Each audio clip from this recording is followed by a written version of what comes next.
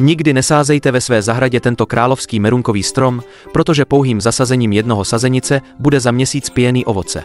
To není obyčejná žlutá merunka, je to císařská žlutá merunka, která vás ohromí už při prvním kousnutí. Jednotlivé plody jsou velké jako pěst a 3 váží přibližně půl kilogramu.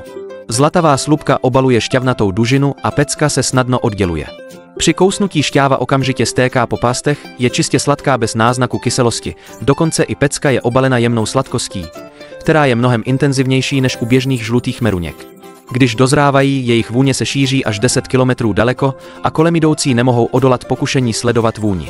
Je to také bezstarostná odrůda, je samosprašná, takže se nemusíte starat o opylení, má tak vysokou úrodu, že ji nestačíte sníst a vydrží extrémní mrazy až do -38 stupňů Celsia, takže ji nezničí ani severní zima, ani jižní věchko.